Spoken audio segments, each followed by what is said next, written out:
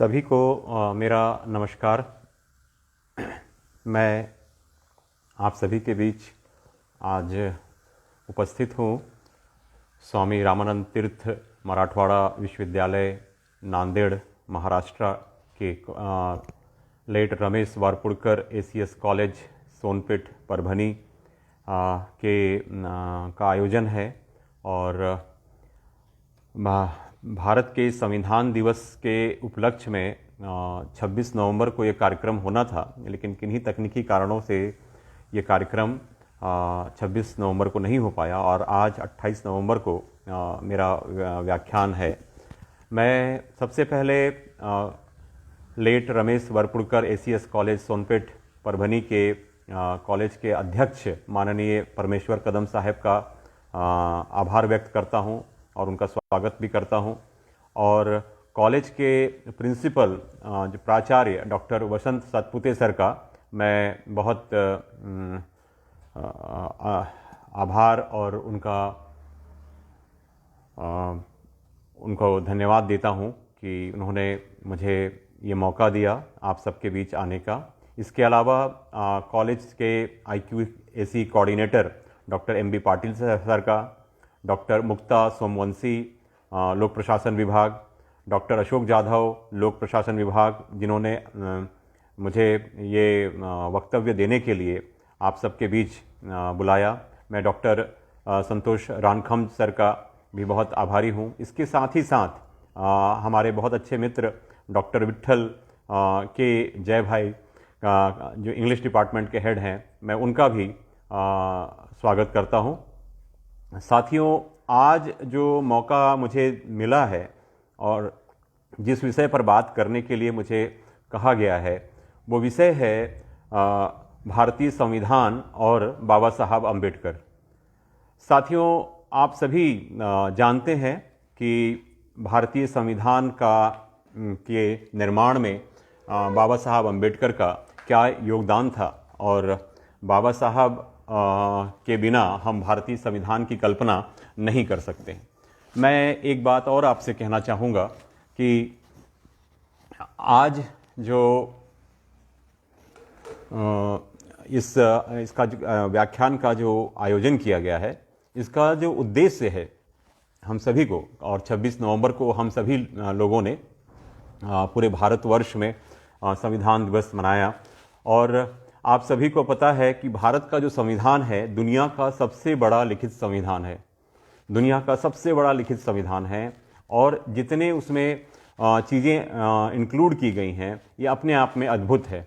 ये अपने आप में एक आश्चर्य का विषय है कि इतनी सारी चीज़ों को इंक्लूड किया गया है। और ख़ास करके इस संविधान की जो खूबसूरती है वो कह सकते हैं कि अंतिम आदमी का, यानी कि सबसे जो गरीब आदमी है, सबसे जो समाज के हाशिए पे है, जो एकदम कह सकते हैं उसको अंतिम आदमी है, उसके लिए भी इस संविधान में पूरी सुरक्षा प्रदान की गई है।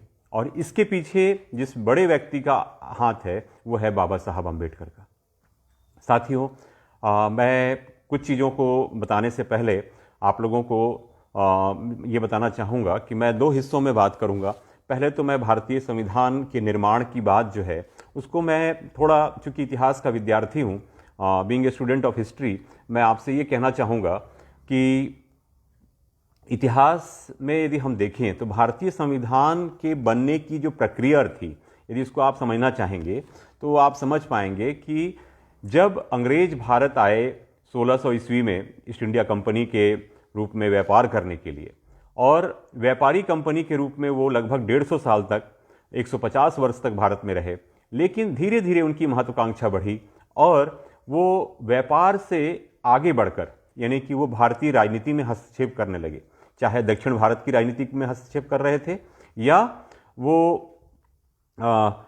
उत्तर भारत की राजनीति में, पूर्वी भारत की राजनीति में और पश्चिम भारत की राजनीति में हस्तक्षेप करना शुरू किए। और जैसा कि आप सभी को पता है कि बैटल ऑफ पलासी के युद्ध के बाद और बक्सर के युद्ध के बाद, मैं आपको बताना चाहूँगा कि पहली बार हम कह सकते हैं कि भारत को रेगुलेट करने के लिए, उसको अधिनियमित करने के लिए 1773 में वॉरेन हेस्टिंग्स के समय में रेगुलेटिंग एक्ट आया। और रेगुलेटिंग एक्ट पहला एक्ट था जिसके द्वारा यह तय किया गया कि कुछ नियम होंगे जिनके द्वारा ईस्ट इंडिया कंपनी भारत के लोगों पे और खास करके विशेष करके बंगाल, बिहार, उड़ीसा के क्षेत्र में वो अपन शासन कर पाएंगे। तथा इसी के कंटिन्यूएशन में मैं यदि आगे बात करूं तो साथियों, इसके पश्चात पिट्स इंडिया एक्ट आया 1784 में, 1793 में चार्टर एक्ट आए, उसके बाद लगातार 1813 में, 1833 में, तत्पश्चात 1853 में चार्टर एक्ट आए। लेकिन 1857 की जो क्रांति हुई, जो रिवॉल्यूशन हुआ, उसके पश्चात जो कह सकते हैं कि अंग्रेजों ने अपनी नीतियों में परिवर्तन किया। और आपको एक बताना चाहूंगा कि यहां से उन्होंने यह तय किया कि अब ईस्ट इंडिया कंपनी जो व्यापारिक कंपनी थी इसको पूरी तरह से समाप्त कर देना चाहिए और भारत जो है डायरेक्ट यानी प्रत्यक्ष रूप से ब्रिटिश संसद के अंतर्गत इसको ला दिया गया और भारत एक उपनिवेश की भांति वहां से उसका चरित्र बदल गया। भारत जो है अब 1858 के अधिनियम के द्वारा भारत एक उपनिवेश था अंग्रेजों का या इंग्लैंड का, और 1858 के एक्ट के बाद लगातार भारतीय परिषद अधिनियम लाए गए भारत में शासन को अपने तरीके से संचालित करने के लिए। इसके लिए 1861 का अधिनियम आया, 1892 का, 1892 का, फिर बाद में 1909 में आया, फिर 1919 में अधिनियम आया। और आप सभी को बताना चाहूँगा 1919 में अधिनियम आते तक भारत में कह सकते हैं 1892 के बाद भारतीयों को इनडायरेक्ट वोटिंग का राइट दिया गया और 1909 में आने के बाद वोटिंग राइट्स और दिए गए। इसके अलावा 1919 में आने के बाद 1909 में एक बात हुई पृथक निर्वाचन की, सेपरेट इलेक्टोरेट की, वो मुस्लिम्स के लिए हुई। और सेपरेट इलेक्टोरेट के बाद 1919 में आते आते सिखों के लिए, ईसाइयों के लिए, इन सभी वर्गों के लिए सेपरेट इलेक्टोरेट लाया गया। इसके पश्चात मैं ये सब भूमिका आप लोगों को इसलिए बताना चाहूंगा क्योंकि मैं ये बताना चाहता हूं आपको कि भारतीय संविधान बनने में बाबा साहब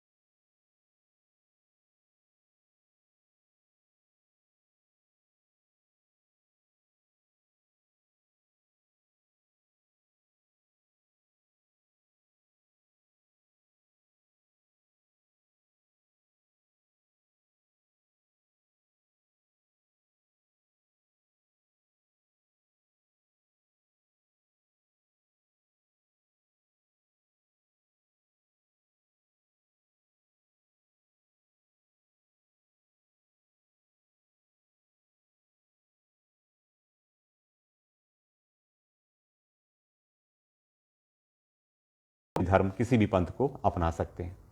आपको ये समझना होगा।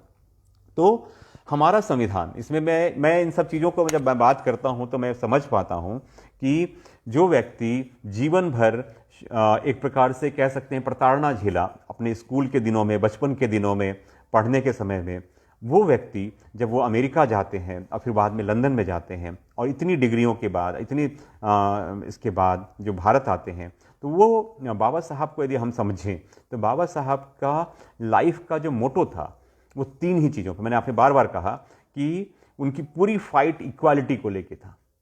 इक्वालिटी किस चीज़ की मैं आगे बात करूंगा। अब जो हमारा संविधान के प्रियम्बल में बात करता है equality of status end of opportunity and to promote among them all fraternity, assuring the dignity of the individual and the unity of the integrity the nation। यानी कुल मिला के हमारे प्रतिष्ठा और अवसर की समानता, हम सभी, चाहे वो गरीब से गरीब आदमी हो, उसकी भी प्रतिष्ठा वैसी होगी जैसे किसी राजा की हो सकती है, किसी राष्ट्रपति की जो प्रतिष्ठा है उतनी ही प्रतिष्ठा सबसे गरीब आदमी की भी होगी। ये बात सुनिश्चित करना चाहते थे बाबा साहब अम्बेडकर। ये अलग बात है कि 70-72 साल के बाद हमारे राजनीतिक इच्छा शक्ति की कमी के कारण और कुछ हमारी भी गलती थी, इन सभी के कारण हम आज तक उसको अचीव नहीं कर पाए।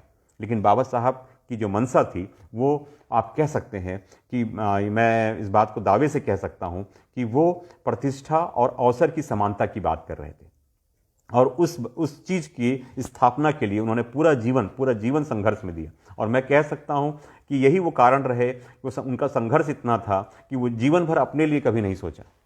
यदि वो चाहते तो बहुत अच्छे पद पे आसीन होकर और अपने लिए बहुत अच्छी जीवन व्यतीत कर सकते थे।